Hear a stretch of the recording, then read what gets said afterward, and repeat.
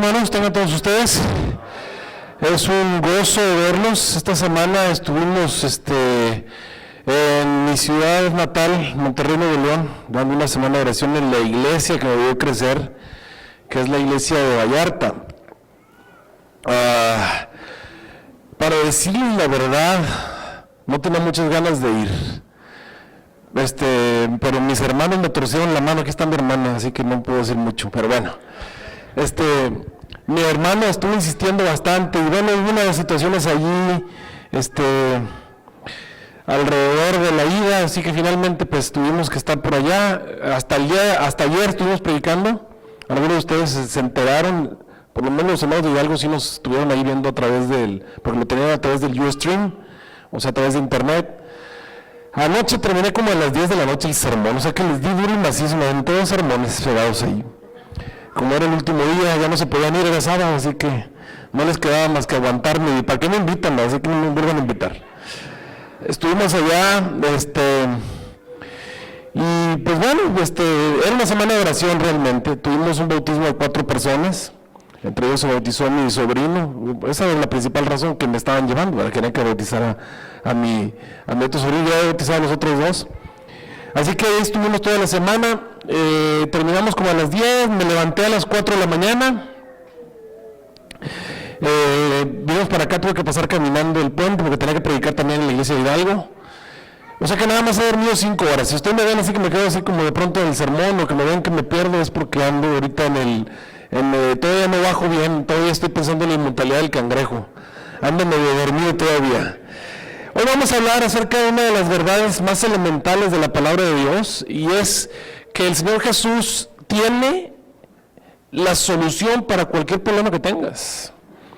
Y yo agradezco a Dios, porque no me siento solo, sé que puedo acudir, hay alguien que nos puede ayudar.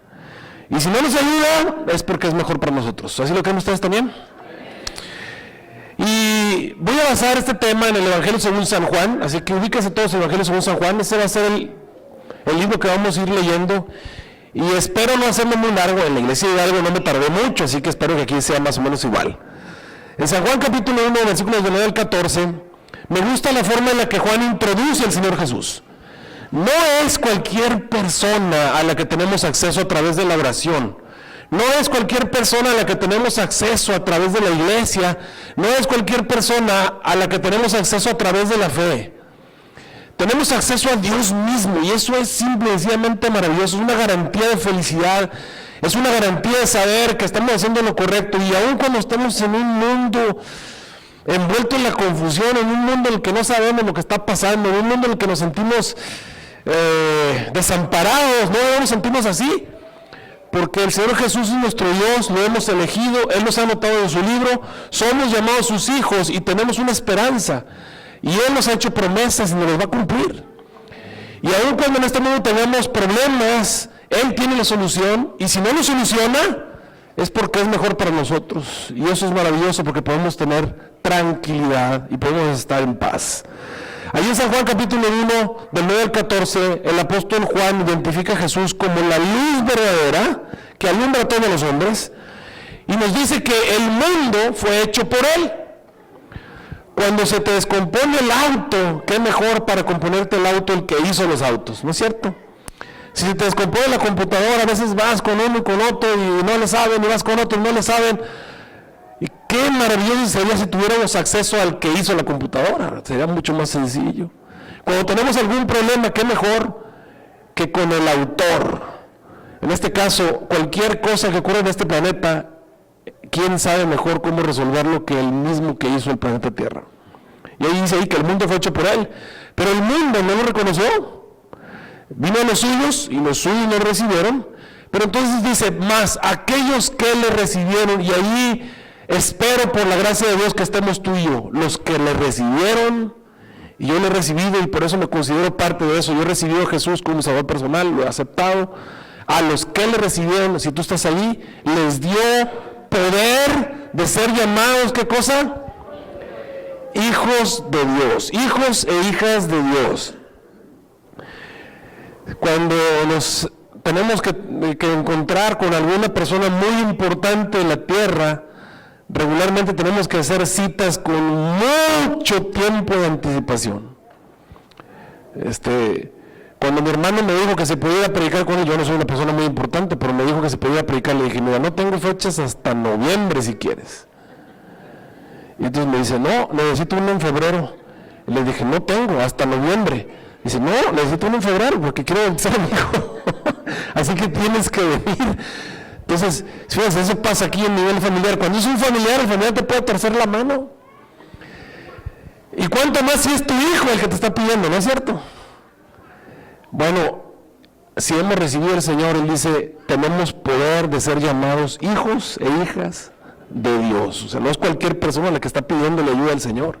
Y nos dice ahí que no fue engendrado por voluntad de varón, etcétera, etcétera. Y luego lo describe, me gusta la forma en la que lo describe, bien poética. Y aquel verbo se hizo carne y habitó entre nosotros, y vimos su gloria, gloria como el unigénito del Padre, lleno de gracia y lleno de verdad. Y me gusta que le llame el verbo, porque San Juan capítulo 1 comienza diciendo que aquel verbo existía en el principio con Dios, todas las cosas por Él fueron hechas, sin Él nada de lo que hoy existe fue hecho. San Juan capítulo 1 es maravilloso, y déjenme hablarte acerca de los evangelios, porque el evangelio según San Juan es un evangelio diferente. Tú sabes que hay 4 evangelios: Mateo, Marcos, Lucas y Juan. Estos 4 evangelios, Mateo, Marcos, Lucas y Juan, son diferentes, pero los primeros 3 evangelios, Mateo, Marcos y Lucas, se les conoce con el nombre de los evangelios sinópticos.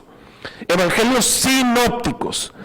¿Por qué? Porque la razón por la cual fueron escritas Mateo, Marcos y Lucas es para demostrar que Cristo era el cumplimiento de las profecías bíblicas relativas al Mesías. En pocas palabras, el objetivo de Marcos al escribir, Marcos fue el primero en escribir un evangelio, era demostrar que Cristo era el Mesías prometido, el cumplimiento de las promesas de la Biblia. Dicen, ok, y él lo que tomó fue el Antiguo Testamento, vio los cumplimientos a las profecías relativas al Mesías, y después las aplicó para que las personas al verla supieran que Jesús estaba cumpliendo tal o cual profecía.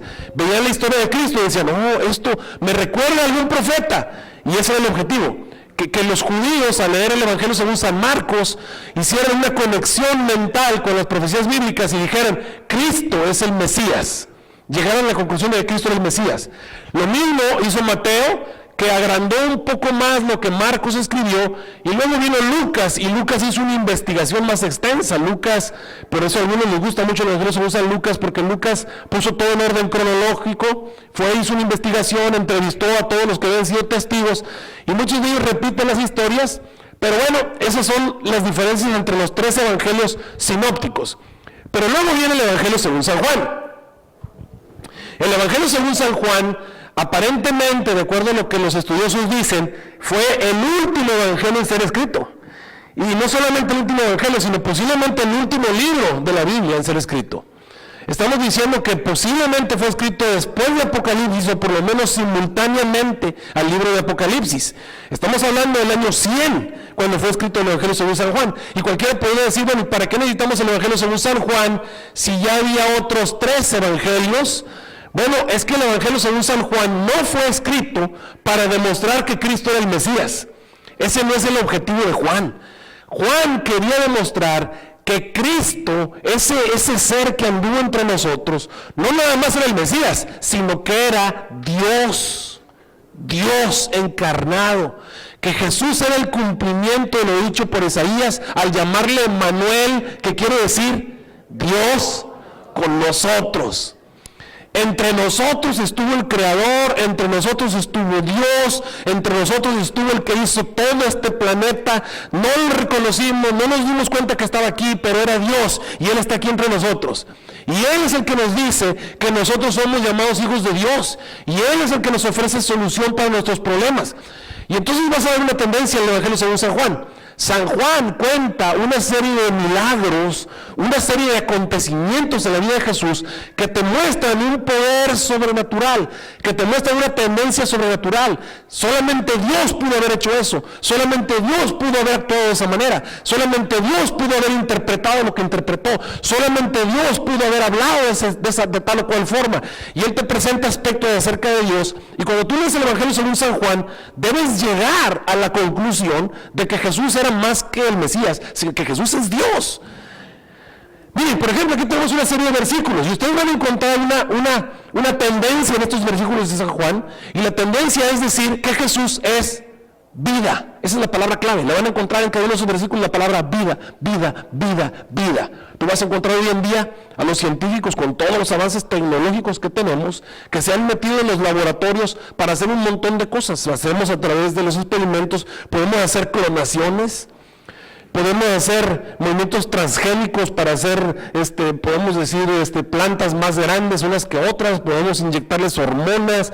Han hecho una serie de experimentos. Hay algunos científicos que se han puesto a hacer proteínas tratando de crear células, pero algo que los científicos no han podido hacer ni siquiera a propósito en el laboratorio es crear vida,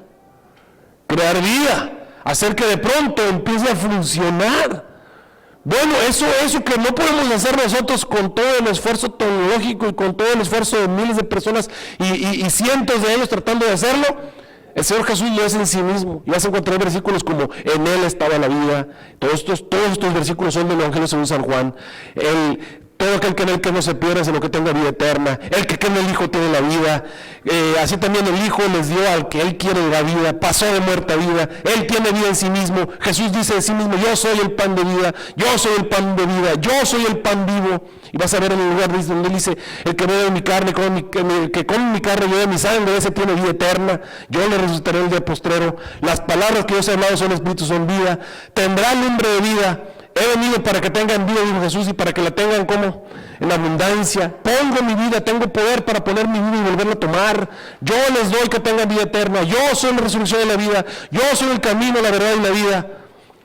Les doy potestad para que tengan vida. Este es entero la vida eterna, que te conozcan a ti y a Jesucristo que tú has enviado. Y luego dice al final: para que creyendo tengáis vida en su nombre. Y esos versículos los vas a encontrar en San Juan.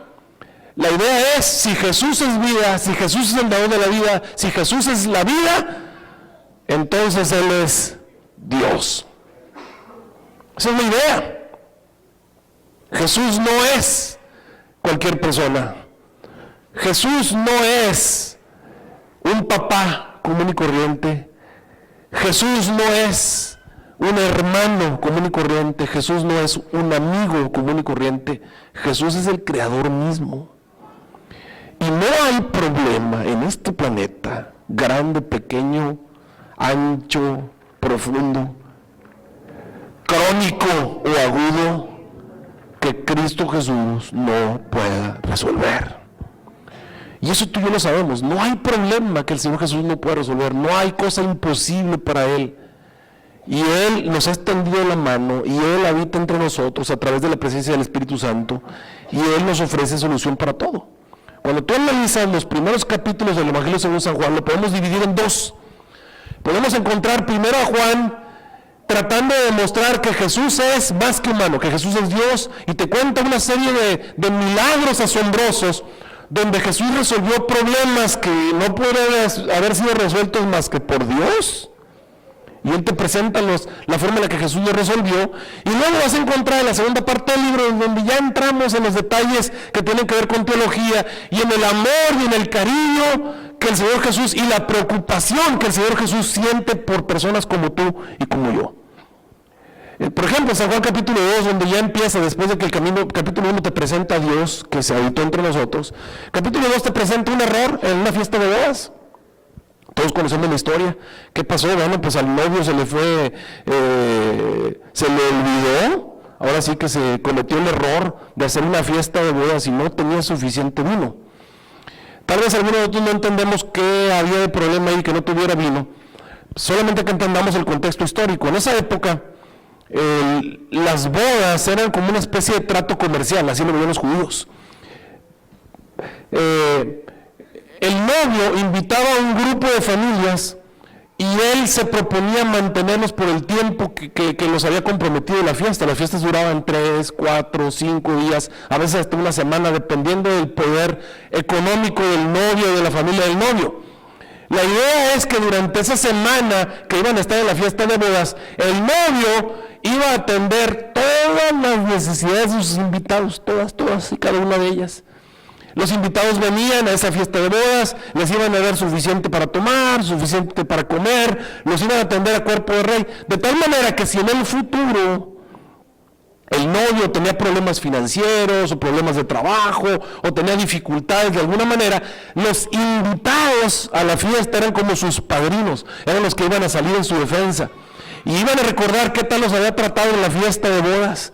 Así que era muy importante que en la fiesta de bodas los invitados fueran muy bien tratados. Pero de alguna manera no entendemos bien qué pasó. Al novio se le fueron las cabras, ¿verdad? Se le olvidó el vino, de alguna manera no había suficiente vino.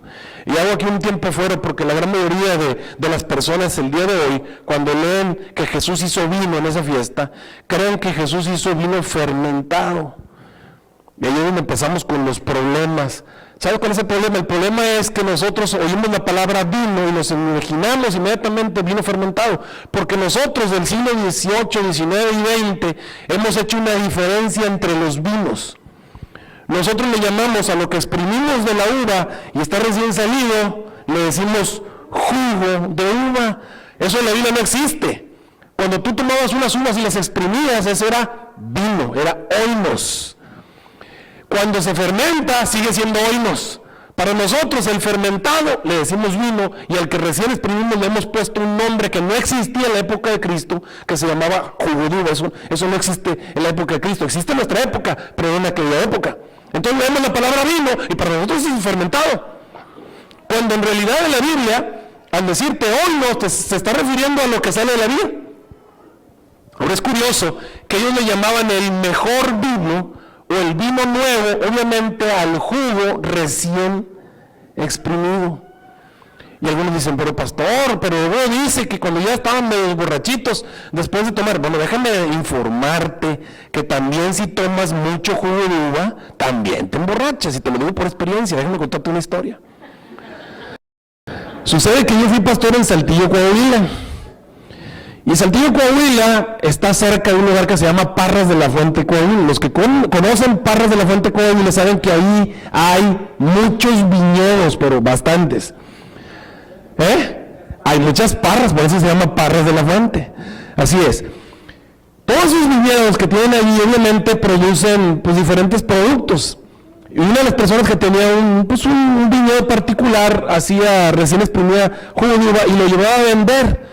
Y yo me convertí en uno de sus clientes, me llevaba a vender unas botellas de jugo de uva, recién hecho. Me las llevaba y me gustaba mucho porque pues era jugo, hasta lo sentía acidito porque era jugo de uva así, puro, sin ponerle ningún tipo de conservador, sin nada, así como salía, nomás le quitaban todo lo que tenía que hacer. A veces hasta traía un poquito de asiento de que no estaba totalmente, ¿qué te podría decir? Depurado, ¿cómo será? Bueno, colado, como sea.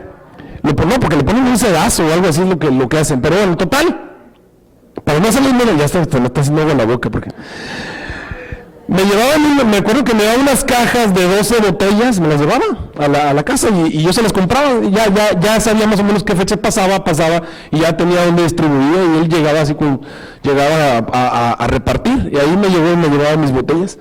Y me gustaba, pues en ese tiempo estaba soltero. Me gustaba porque pues lo usaba para comer, y tomaba jugo de uva. Un día me fui a jugar fútbol y los que me conocen saben que pues yo también juego fútbol, ¿verdad? Últimamente no muy bien, pero en esa época era vicioso, jugaba. Era vicio, en mis tiempos de futbolista me la jugué y llegué a jugar 6 partidos los domingos. O sea, que ustedes digan más o menos qué condición tenía, o sea, estaba terrible, pero eran otras épocas.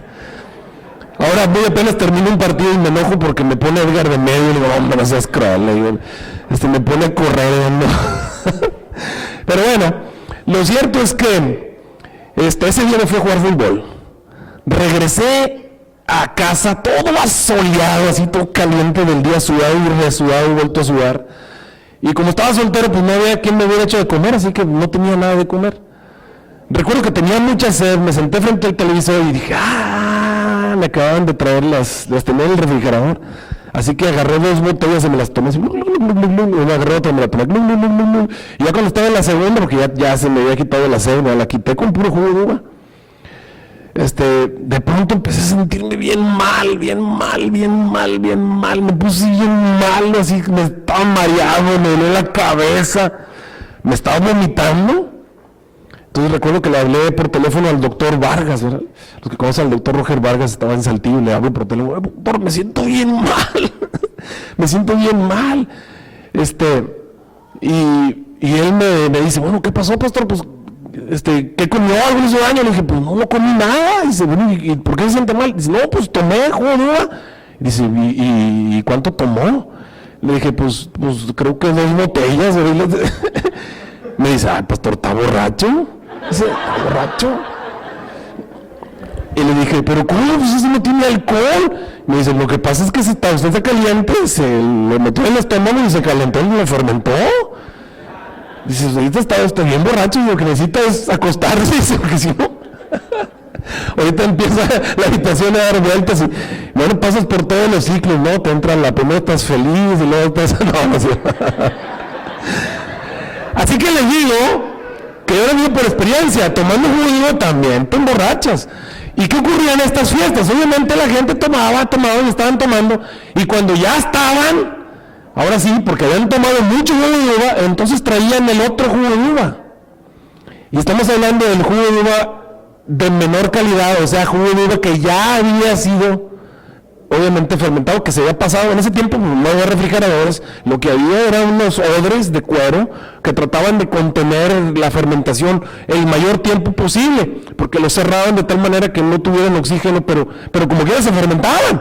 Entonces llegaba el momento en el que ya sacaban ese vino, que ya era vino fermentado, y obviamente ya le seguían para tener la fiesta. Pero por alguna razón se les acabó el vino. Se les acabó. Y obviamente el novio iba a quedar mal, y es ahí donde entra la mamá de Jesús. Y bueno, ustedes conocen el resto de la historia. Lo interesante es que cuando vino Jesús, le pidió a Jesús que hiciera un milagro. Ahora Jesús hizo un milagro. ¿Qué hizo el Señor Jesús? Pidió que llenaran unas vasijas de agua. ¿Y qué pasó con el agua que llenaron allí? Se convirtió en vino. Ahora, ¿cómo se puede convertir las moléculas, las 2 moléculas de hidrógeno y una de oxígeno? ¿Cómo la puedes convertir en vino? En vino. O sea, estoy hablando de jugo de uva. ¿Cómo lo puedo transformar en jugo de uva? El mismo Maestro Sala dijo que era el de mejor calidad, dando a entender que era recién hecho, recién exprimido de la uva. Tuvo que haber ocurrido un efecto químico, un milagro químico. Las moléculas tuvieron que remezclarse, se tuvo que volver a reacomodar el sistema en el cual se encontraba toda esa agua para convertirse en jugo de uva.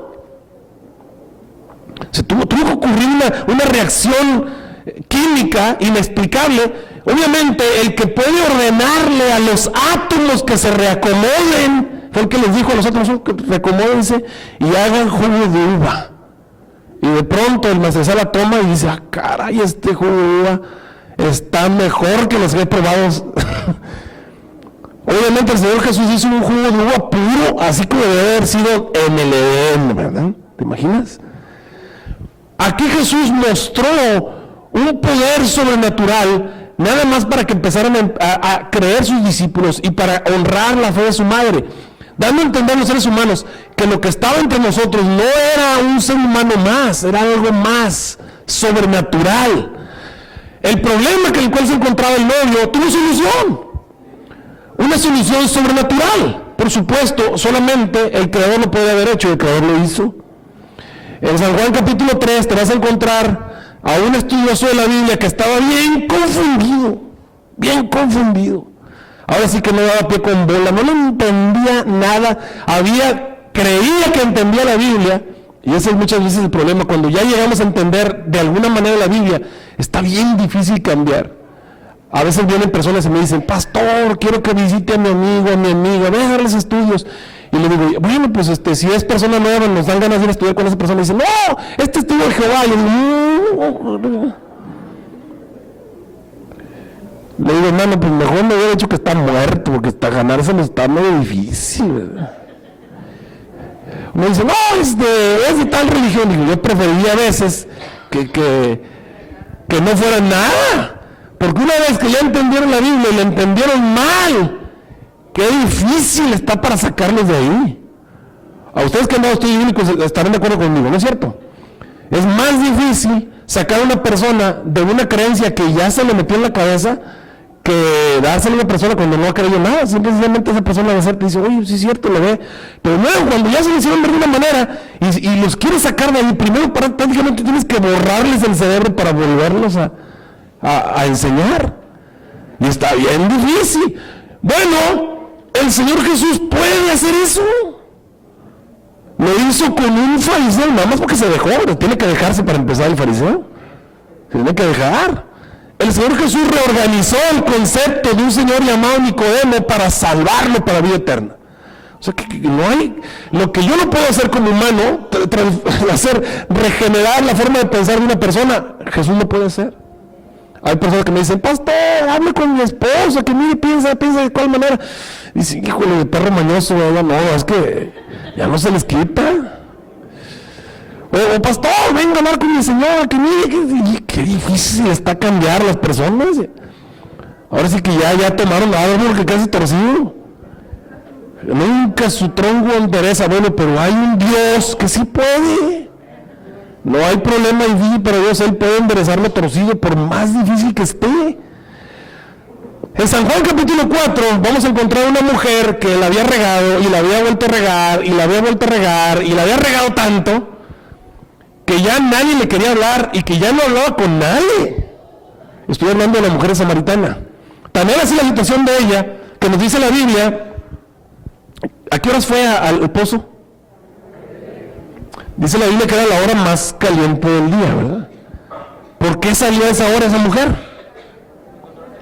Porque no se quería topar con nadie. ¿Por qué no se quería topar con nadie? Porque cada vez que se topaba con alguien, le decía, ¡ay!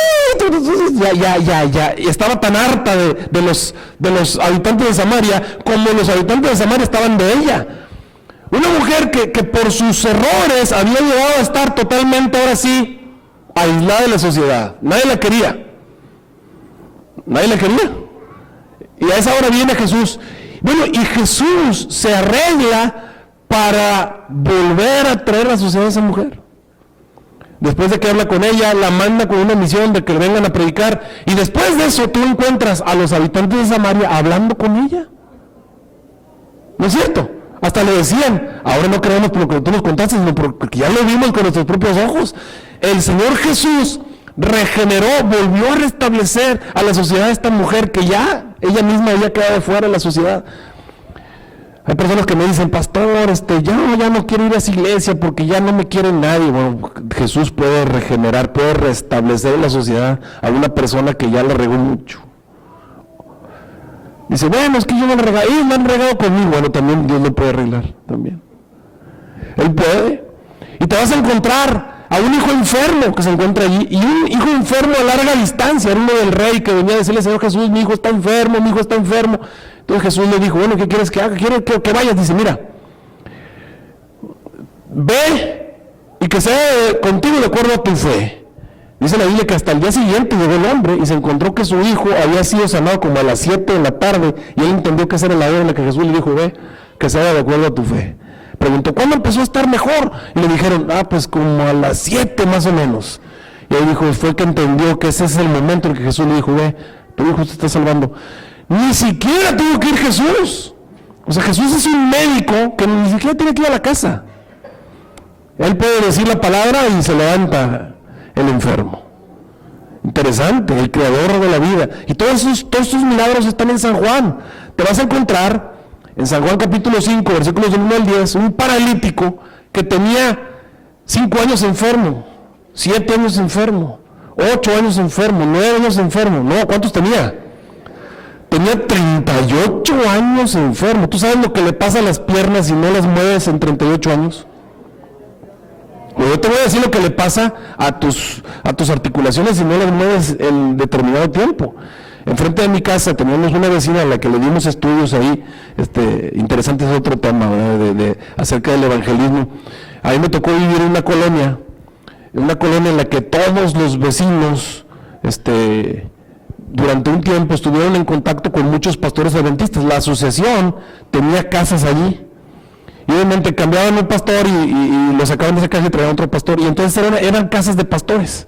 pero eran casas de la asociación. Entonces todos los vecinos que estaban en los alrededores ya sabían que esas eran casas de adventistas.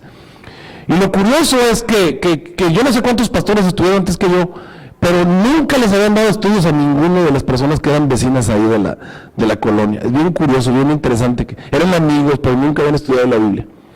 Pero eso se lo atribuye a mi esposa, porque yo también soy igual que los pastores, ¿no? Pasamos y saludamos a la gente así nada más y nos vamos. Mi esposa fue y se hizo amiga de las vecinas y me hizo una reunión de barrio con todas las vecinas, se bautizaron como 3 o 4 vecinas. Y bien curioso porque ya después eran hermanas de la iglesia, ya se convirtió en una colonia de adventistas, porque todos los vecinos eran adventistas y todo. Pero bueno, una de esas hermanas que en la casa precisamente donde vimos el estudio ya estaba grande, un día se cayó y se rompió la rodilla. Y nos acordamos mucho porque nosotros teníamos en ese tiempo al Chau Chau, que les conté el otro día la historia del Chau Chau que teníamos, y andaba afuera.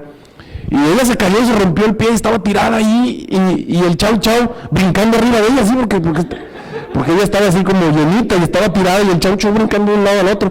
Y ella gritando, ¡ah! Mi perro, y el Jingly brincando arriba de ella, pensaba que estaba jugando. Así que, bueno, total, la llevamos al hospital y nos dimos cuenta que tenía rota la rodilla, tenía quebrada la rodilla.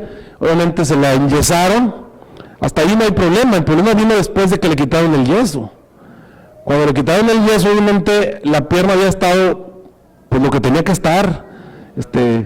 Estamos hablando de muchos días, en cierta posición, y ahora había que comenzar a estirar los ligamentos y comenzar a estirar los tendones y todo lo que tenía que ver con la rodilla.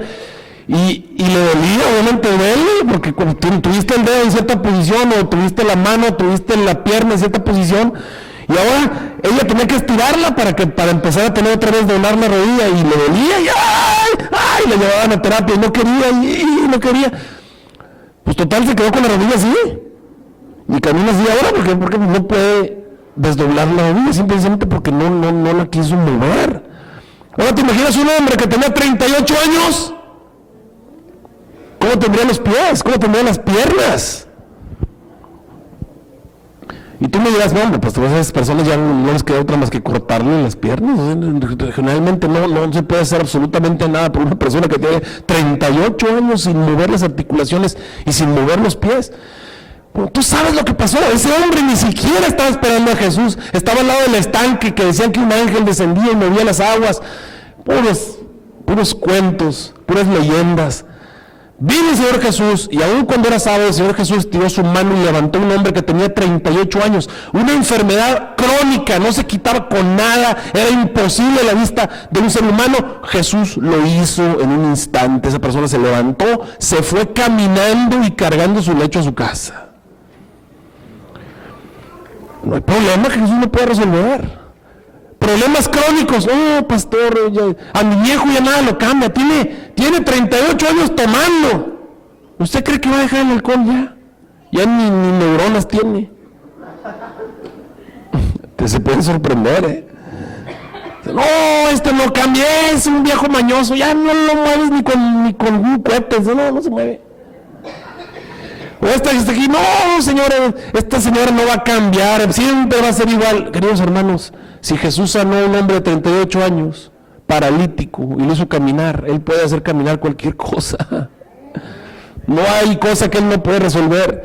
Te vas a San Juan capítulo 6 y te vas a encontrar un grupo de personas hambrientas en el monte. Ahora sí, ¿qué les das de comer? No había restaurante, no había absolutamente nada. Tú sabes, Jesús sacó, ¿de dónde sacó el pan en los peces? Pues del aire, ¿de dónde más salieron? 5,000 hombres, sin contar mujeres y niños, la alimentación de los 5,000. Jesús resuelve un problema que ¿quién puede resolver eso? ¿Quién podría resolver eso? ¿Quién? Pues, ¿quién podría hacer pan de la nada? Pescados de la nada. Solamente Jesús, solamente Dios. Y luego me parece un camino imposible. Hace rato me tocó pasar el puente, porque nos venimos en la madrugada, obviamente, y venía con mi cuñado Mario, mi hermana, y llegamos al puente y dicen, no, está bien lleno, nos vimos que está una fila, no. Y dije, se me hace que no llego a Hidalgo a predicar a las 9:30 de algo. Entonces les dije, ¿sabes qué? Llévame al puente para pasar caminando. Y entonces me dejaron ahí, yo me fui caminando, pero me encuentro que había como 500 personas adelante de mí. Una filonona, así dije, wow, dije, ahora sí, se me hace que está más cortita la fila de carros que la fila de personas. Y hasta, perdón, apenas pasarme nadando, no, me agarró de mano Carlos, porque quieren No, lo curioso es que estaba de veras una fila ahí de gente, y yo les empecé a hablar por teléfono, les dije, oye, se me hace que ustedes pasan primero, avísenme cuando vayan más o menos a la mitad, pero parece que les dijeron que no se puede pasar uno ahí, no sé.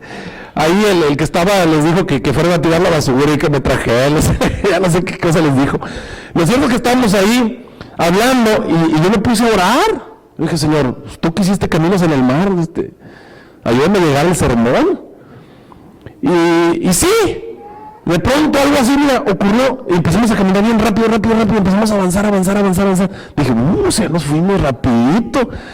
Avanzamos, llegamos, y me di cuenta que ahora estaban 4 personas, porque son 4 los que ponen.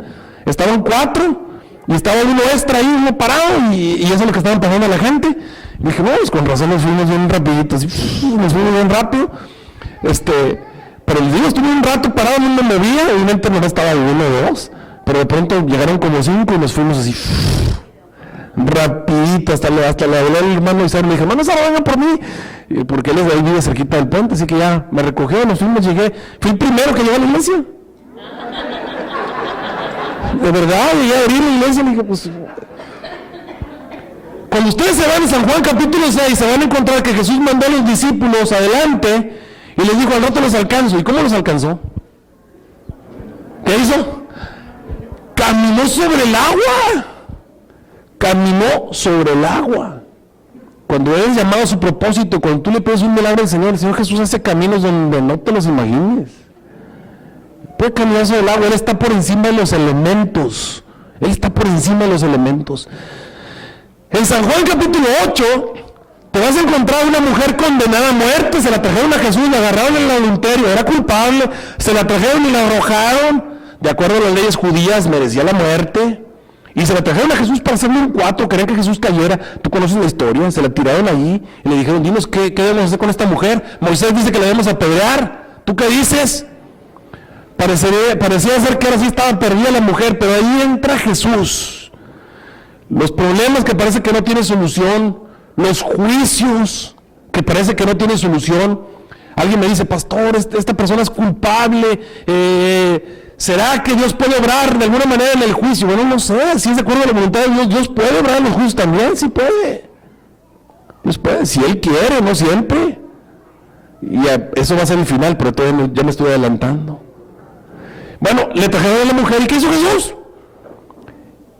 Usó algo que los seres humanos no podemos hacer. Nosotros vemos lo que está delante de nuestros ojos, pero Dios ¿qué ve? El corazón. Bueno, Jesús veía los corazones de todos. En ese mismo capítulo dice que Él sabía lo que había en el hombre. Bueno, Jesús, lo único que hizo, vio todo lo que estaba allí, se puso en tierra y comenzó a escribir lo que había en ese que estaba ahí, lo que había en el otro, y lo que había en el otro, y se puso a escribir las cosas que Él sabía, que ellos sabían. Y cuando se dieron cuenta que Cristo sabía, eso que está ahí, ese soy yo, y ese soy yo, ese soy yo, y todos se dieron cuenta. Entonces Jesús se puso de pie, por si todos estaban haciendo los que la Virgen les hablaba. Les dijo, a ver, que sea sin pecado de ustedes, arrojen la primera piedra. ¿Quieren que los queme o ya con esto tienen? Entonces se dieron media vuelta y se fueron. El Señor Jesús tiene medios maravillosos para resolver conflictos, incluso con las autoridades, si así se lo propone. El Señor Jesús puede enfrentar a las multitudes necias y tiene formas de escaparse. Miren, me gustó la forma en la que se escapó. Vamos a leerlo en San Juan 8. No era parte, cuando lo leí dije, eso como quiera se lo voy a decir. Vamos a San Juan capítulo 8. Y vamos a leer los últimos 2 versículos ahí. Y van a ver la forma maravillosa en la que Jesús se escapó. Había estado discutiendo con los judíos y los judíos discutiendo con él, y entonces Jesús les dijo acerca de Abraham, porque le estaban sacando a Abraham, y le estaban sacando a Moisés, y le estaban sacando a los patriarcas. Entonces Jesús les dijo, miren, antes que Abraham existiera, yo existía. Dice, antes que Abraham existiera, yo existo. Y entonces los judíos agarraron piedras, dice la Biblia, y tomaron entonces piedras para apedrearlo. Pero entonces Jesús se cubrió, hizo un acto de desaparición. Se cubrió y luego, dice la Biblia, salió del templo y atravesando en medio de ellos, ¿qué hizo? Se fue. ¿Y por qué no le pegaron? Porque no lo vieron. No lo vieron. Un acto de desaparición. Mira, Jesús puede aparecer y puede desaparecer, y puede aparecer el que Él quiere y desaparecer el que Él quiere. De verdad. Miren, el otro día nos enteramos de que allá en Montemorelos, ya ven que Montemorelos es un polvorín con estos asuntos de los desastres que están ocurriendo en México, de la violencia en México. Montemorelos es uno de los centros ahí de muerte especializados. Pregúntale al hermano Montes, ¿verdad? Pero bueno, si usted es de por ahí, a un ladito, dice, sí, ahí está. Bueno, les puedo decir que ese fue un chisme a voces.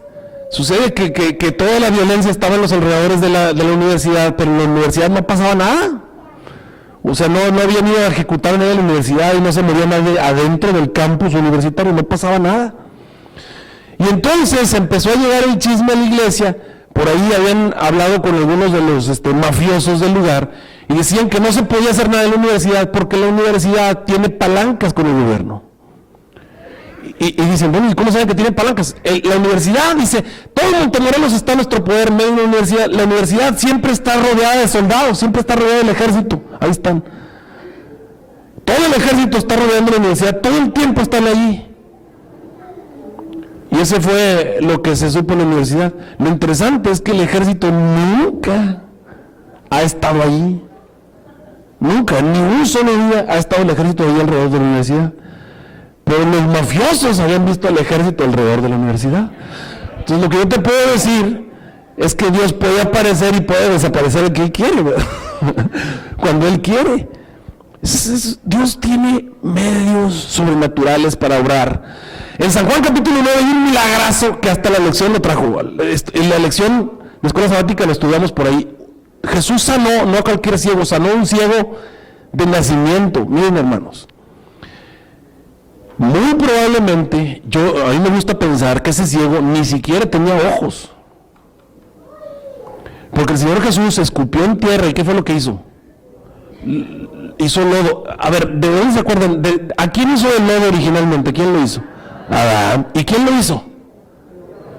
Y lo hizo Jesús. Dice que sin Él nada de lo que es hecho fue hecho, inclusive Adán, Entonces Jesús escupe, hace unos ojos, o se hizo unas bolitas de lodo y se las puso en unas cuencas y hasta le dijo, ve y lávate en el estanque del enviado. Si lo ve quiere decir el enviado. Y entonces él se dirigió al estanque del enviado y cuando llegó se lavó los ojos y pudo ver. Miren, no nada más es hacerle los ojos. Déjame decirte que el ser humano tiene que conectar los ojos al cerebro. Porque aun cuando tengas ojos, si tu cerebro, que nunca ha visto, no sabe interpretar la señal que el ojo le está mandando, la persona no puede ver. De alguna manera el Señor Jesús tuvo que hacer un trabajo de reacomodo del cerebro de ese muchacho. Estamos hablando de que el Señor Jesús no solamente le hizo los ojos, sino que también se los conectó al cerebro. Y le dio la capacidad de ver.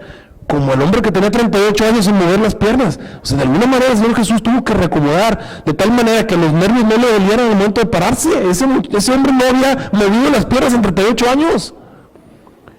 Y se fue caminando a su casa. Tomó el lecho y se fue a su casa. Impresionante. No hay problema que el Señor Jesús no pueda resolver. No importa cuán crónico, cuán difícil, cuán imposible parezca, Él lo puede resolver. En San Juan capítulo 11, nada más y nada menos que Jesús levantó un muerto. Un muerto, dime qué problema peor que ya se murió. Y no nada más se había muerto, ¿cuántos días tenía muerto? Tenía 4 días muerto y ya estaba echado a perder, a los 3 días se revientan. Ya estaba reventado, ya estaba en descomposición. Y Jesús no solamente no lo levantó así descompuesto, no, lo regeneró y lo volvió a hacer vivir. Para demostrarte que el peor enemigo que tenemos tú y yo, algún día, si no viene Cristo antes, vamos a morir y nuestro cuerpo tal vez se haga ceniza o tal vez se haga polvo. No importa, el Señor Jesús tiene poder sobre el polvo. No viene en Juan, pero viene en Ezequiel. Al profeta Ezequiel le dio una probadita, le dijo, a ver, estos huesos secos que están ahí, toda esa tierra que está ahí, ¿va a volver a vivir? Le dijo, Señor, no sé. Y el Señor sopló y se volvieron a vivir. O sea, eso va a ocurrir. El día de resurrección, cuando el Señor Jesús llame a los muertos en Cristo, van a resucitar primero.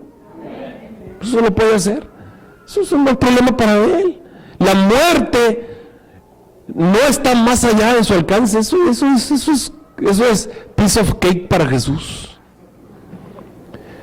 Cuando te vas a analizar tus problemas, querido hermano, yo no sé qué tipo de problemas tengamos, pero sí te puedo decir que todos los que estamos aquí en la iglesia, eso tenemos en común, tenemos problemas. Yo te invito a que recuerdes que tú eres un hijo de Dios. Y como hijo de Dios tenemos palancas. Tenemos palancas. Y no son palancas con el presidente. No son palancas con un gobernante o con un funcionario o con un juez. Son palancas con el Rey de Reyes y Señores de Señores, con Dios el Creador. El Señor Jesús dijo, todo lo que pidiereis al Padre en mi nombre, ¿qué dijo? Esto haré. ¿Qué poder tenemos a nuestra disposición? Querido hermano, no te acongojes por los problemas que tienes en este mundo. Jesús los conoce. Llévaselos a Jesús, dejando sobre Él todas nuestras necesidades. Dice, dejando sobre Él todas tus aflicciones, porque Él tiene que cuidado de nosotros. Tú vas a Jesús y llévale tus aflicciones. Y aquí viene la parte interesante. Querido hermano, yo no te estoy diciendo en este sermón que el Señor Jesús va a resolver todos tus problemas. Te estoy diciendo que Él puede resolver todos tus problemas. ¿Estás seguro de eso? ¿Puede Jesús resolver tus problemas? ¿Puede o no puede? Sí puede, claro que sí. Jesús puede resolver cualquier problema, no está más allá de sus capacidades. Ahora, no te estoy diciendo que siempre te lo va a resolver, porque la verdad es que la mayoría de las veces no te lo va a resolver. ¿Y sabes por qué? Porque no es necesario. Te vas a encontrar, por ejemplo, que Él sanó a un ciego de nacimiento, pero Pablo, que estaba medio ciego, no estaba ciego, totalmente, estaba medio ciego, le pedía que le diera la vista y Dios le dijo, ¿sabes qué? Bástate mi gracia, compadre, a ti no te voy a resolver. Señor, pero sanaste a un ciego de nacimiento, sí, pero a ti no. A ti no. Pero Señor, mire, yo predico, sí, así te conviene quedarte, compadre, así te vas a quedar. Bástate mi gracia, mi poder se perfecciona en tu debilidad. A veces nosotros queremos que el Señor intervenga en tal o cual problema. ¿Y sabes qué? No nos conviene que intervenga. Y déjame decirte que el Señor no va a intervenir. Porque te conviene más que se quede, Señor, saca a mi hijo de la cárcel. No, le conviene que se quede ahí, porque si lo sacan lo matan. Así que se quede ahí. Señor, sana a esta persona, levanta a esta persona que se está muriendo. ¿No sabes qué? Me conviene que se muera porque se va a salvar. De otra manera, si lo dejo vivo, a lo mejor se pierde y yo quiero que se salve. Señor, por favor, dame dinero, porque mira, estoy batallando mucho. No, si te doy dinero, te vas a hacer bien malvado, así que quédate así. Así dependes de mí. Así me conviene que estés pobre y amolado, ¿verdad? Así quiero que estés. ¿Por qué? Porque el negocio de Dios es salvar. Y Dios, claro que no quiere que tengamos problemas, Él no quiere que lloramos. Cuando vayamos al cielo, dice Él, que limpiará toda lágrima de los ojos de ellos. ¿Y quién escribió Apocalipsis? Juan. Bueno, Él dijo que el Señor va a limpiar toda lágrima de nuestros ojos y la muerte no será más. Claro que sí, el Señor nos va a recompensar todo el dolor y todo el sufrimiento que tuvimos en la tierra. Él no lo va a pagar, claro que sí. Pero allá, aquí en la tierra, de vez en cuando el Señor interviene para mostrarnos su poder. Como esta mañana, yo creo que Dios obró. Y tú me dices, bueno, son casualidades, sí, pero ¿en qué momento la casualidad? Es interesante, ¿no? Tendría yo creo que tenía 11 años de edad. estaba recién llegado a Monterrey, que de paso yo viví en varias etapas en Monterrey. Siendo chiquillo, viví en Monterrey y ahí estuve primero, segundo y hasta segundo. Y en tercero me fui a Guadalajara. En Guadalajara estuve tercero, cuarto y quinto. Regresé para sexto año a Monterrey. Así que calculo más o menos qué edad tenía en sexto año de primaria. Y por los turnos de la escuela, como era una escuela chiquita, una escuela de iglesia, mis hermanos se iban a la escuela y yo me quedaba solo. A mí me tocaba ir en otro horario, a ellos les tocaba un horario distinto y a mí me tocaba un horario distinto, me quedaba solo. Y en esa época los papás te dejaban que anduvieras en la calle como si nada. Y a mí me mandaban en camión, yo estaba chiquillo, tendré unos 11 años y me tenía que ir desde Diego Montemayor, donde yo vivía, tenía que caminar 9 cuadras hasta Guerrero, porque allá estaba el autobús, fíjate, tenía que caminar, me acuerdo que era Doblado, y después de eso seguía Doctor Cos, y luego Doctor Cos seguía Suazo, y luego, no, Tapias es al otro lado, corría así. No, estoy diciendo los que van hasta Guerrero. Seguía Zaragoza, Escobedo, Emilio Carranza, Galeana y Vicente Guerrero. Bueno, en ese orden hacia arriba. Y ahí iba. Los que conocen Monterrey más o menos así eran las calles, ¿verdad? Entonces, sí, bueno, hacia arriba. Y yo recuerdo que me iba por Reforma, o sea, por Reforma caminando. Imagínense, una zona de cantinas y de bares y de la peorcita zona de la ciudad, y ahí tenía que andar yo en las mañanas y en las tardes, para que vean, dice, oye, qué tipo de padres, ¿verdad? Pero bueno, así es. Ahora yo me dejo que mis hijos se vayan a la escuela y los llevo y los traigo. Yo recuerdo que en quién los llevábamos y los traíamos, no, que andé en la calle ni de broma. Pero bueno, yo me acuerdo que mi mamá nos dejaba, yo me venía de la escuela caminando, porque me gastaba el dinero que me daban para el camión en la escuela, así que entonces me venía caminando y estaba lejísimo en la casa, y ahí voy caminando. Bueno, ya se acuerdan ustedes de la escuela del Chente, ¿no? Una vez me quisieron golpear allá en el Chente, ahí les cuento la historia, pasé ahí por la Indepe y ya me andaba, me agarraron un grupo de muchachos. Lo bueno fue que traía una libreta que traía a un jugador del Monterrey, los Rayados, y los de la Indepe me vieron y me dijeron, ¿le vas a los Rayados? Le dije, sí. Entonces empezaron bien felices. Ya. Me liberé de la golpiza, dije, de los mismos. Bueno, déjame decirte lo que pasó. Cuando tendría unos 11 años, tenía, ¿qué sería? Unos días de haber llegado a Monterrey. Yo no conocía a Monterrey, pues lo habías visto de chiquillo.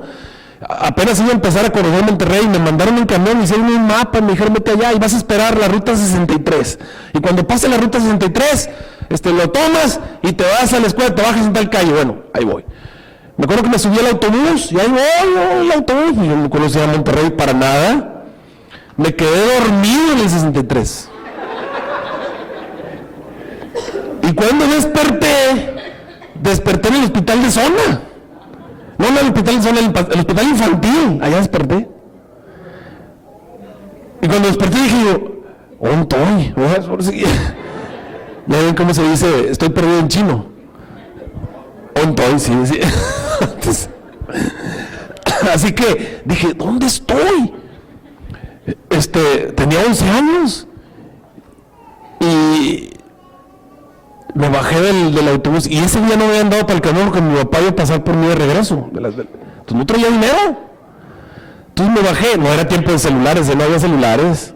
Para empezar, no me sabía ni el teléfono de la casa, acababa de llegar a Monterrey. Así que no sabía nada de nada. O sea, ahora sí que no sé, no sé ni para dónde, me bajé. ¿Y saben qué? Sucede que había 2 rutas 63, una que iba por la 2 de abril y otra que se iba al hospital infantil. Yo agarré la equivocada, me fui al hospital infantil y terminé allá bien lejos, estaba así, ahora sí, bien perdido. Entonces me bajé y recuerdo que estaba ahí y bien asustado, no sabía ni qué hacer. Pues hay que ir con el que resuelve los problemas, ¿no? ¿Quién es el que resuelve los problemas? ¿Tenemos palancas o no tenemos palancas? Sí tenemos palancas. Yo lo comprobé esta mañana, así que fui y le dije, Señor, o sea, tú sabes que yo no sé ni para dónde, no sé ni qué hacer, estoy bien asustado, estoy chiquito, por favor, ayúdame, sácame de esta, si no puedo hacer, por favor, ayúdame. Y estaba orando, y estaban los choferes ahí sentados, y un chofer me dijo, Se me queda viendo y me dice, oye, ¿andas perdido, verdad? Y yo, sí. Me dice, yo a ti te llevé ayer, agarraste, te debías abrir el 2 de abril, me dijo. Me dije, ¿a poco hay 2 de abril? Me dice, no, hombre, dice, tú andas, no, hombre, andas bien perdido.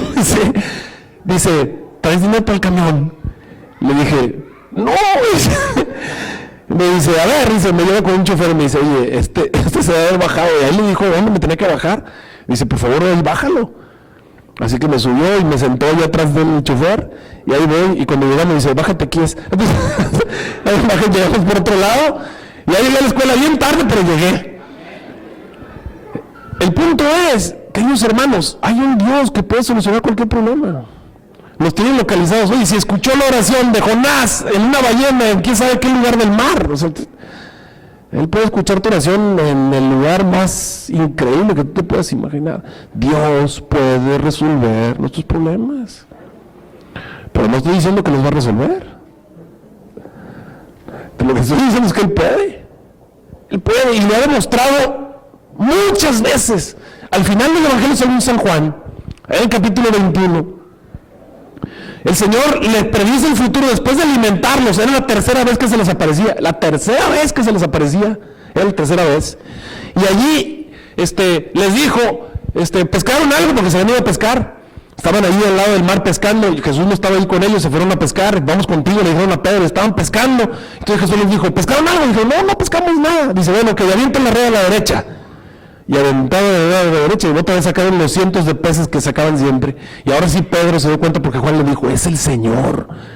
Entonces Pedro se echó al agua y fue a buscar a Jesús. Y cuando llegó, Jesús ya les tenía preparado el desayuno. Hasta eso que nos prepara el desayuno. Ya les tenía preparado el desayuno. Llegaron y comían. ¿De dónde sacó los pescados el Señor Jesús? Bueno, ni preguntes, ya sabes de dónde. Eso para él no es problema. Ya tenía preparado ahí todo listo. Y estaban comiendo, y ahí es donde llama Pedro. Le dice, Pedro, ¿me amas más que esto? Sí, Señor, tú sabes que te amo. 3 veces le pregunta. Y después de eso, el Señor le dice a Pedro que cuando sea viejo lo van a llevar a un lugar donde él no quiere, dando a entender que lo van a crucificar, que va a morir. Y cuando Jesús le da esa visión del futuro a Pedro no le gusta la visión del futuro. Pero bueno, se aguanta porque es Jesús el que está diciendo. Queridos hermanos, si Jesús te dice lo que va a ocurrir en el futuro contigo y no es algo bueno, hay que tener la paciencia de los santos y aceptar y entender que Dios está al control y que Él sabe lo que es mejor para nosotros. ¿Estamos de acuerdo? No siempre nos va a ir bien. No siempre nos va a ir bien. A Lázaro Jesús lo resucitó. Tenía 4 días de muerto, y a Juan Bautista no lo resucitó. Y así muchas veces. De vez en cuando Jesús hace un milagro, y Él lo puede hacer siempre, pero no lo hace. ¿Por qué? Porque no está de acuerdo a su voluntad. Así oramos en la oración cuando hacemos el Padre Nuestro. Hágase tu voluntad. ¿Por qué? Porque Él sabe lo que es mejor. Ahí está la confianza de los santos, entendiendo que Dios está al control y que a los que Dios aman todas las cosas finalmente les van a resultar ¿en qué? En bendición. Tenemos que confiar que hay un Padre Celestial. Tenemos palancas con Él. Él conoce nuestra necesidad, incluso antes de que se la pidamos. Y Él lo puede resolver, pero no quiere decir que lo va a resolver. A veces te va a decir no. Y si te dice no, no lo va a hacer.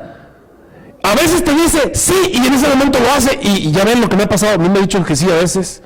Y a veces te dice, espérate, y dice, aguántate, hay que esperar hasta que sea el momento oportuno.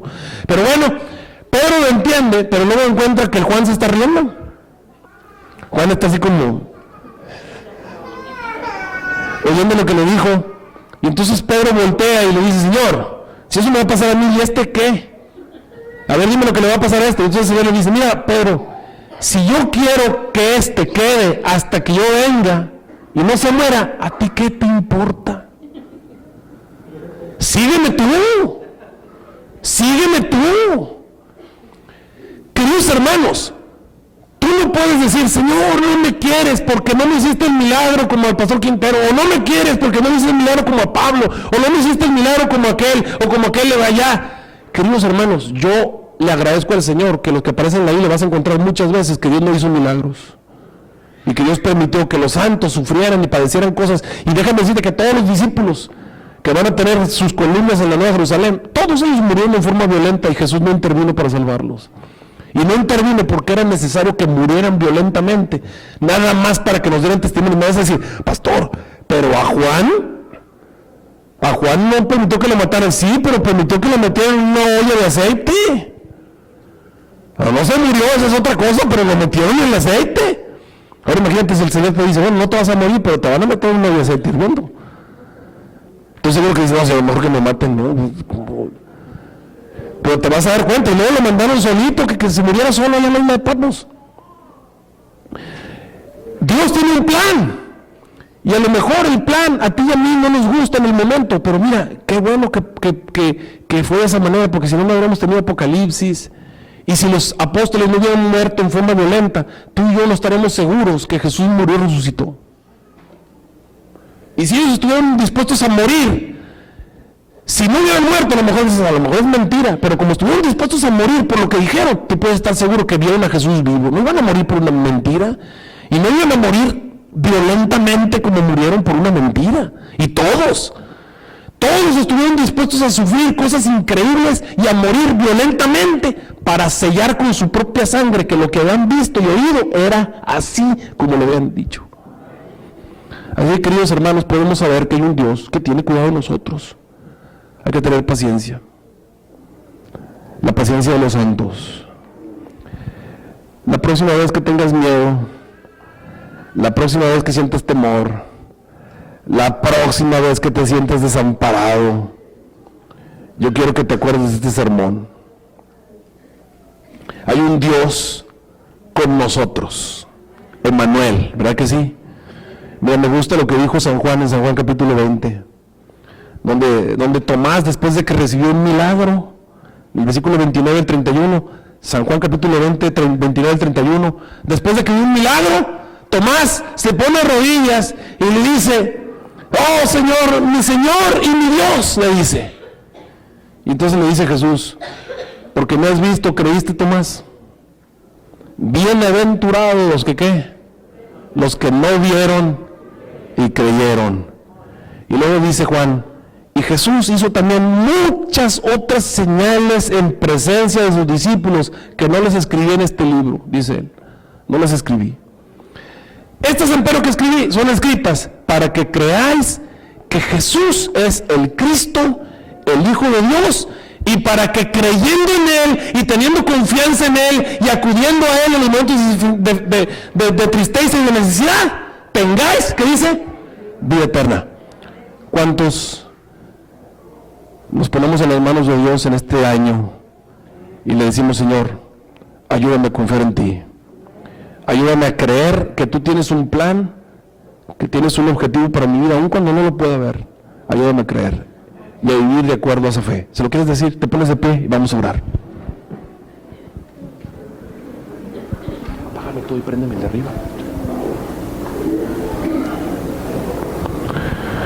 Te agradecemos, nuestro Dios, porque nos has llamado las tinieblas a tu luz admirable, porque nos has dado la oportunidad de conocerte, amarte y servirte, porque nos has dado suficientes evidencias de tu amor para con nosotros, de tu cuidado para con nosotros, y nos has dado tu santa palabra para que podamos entender lo que está ocurriendo a nuestro alrededor. En esta hora nos ponemos en tus manos. Ayúdanos a recordar que somos tus hijos, que nos has llamado de las tinieblas a tu luz admirable, que nos has puesto un nombre, que tenemos nuestros nombres escritos en el libro de la vida y tenemos un lugar en la eternidad. Ayúdanos a confiar en ti, a saber que tú tienes un plan para con nosotros, y ayúdanos también a acudir a ti, enséñanos a acudir a ti, a depender de ti como nuestro Padre. Oh Señor, obra milagros entre nosotros, de tal manera que podamos nuestra fe acrecentarse y saber que tú has estado entre nosotros. Oh Señor, pero danos lo que necesitamos, porque lo que primeramente queremos es salvarnos. Así que, Señor, que se cumpla tu voluntad.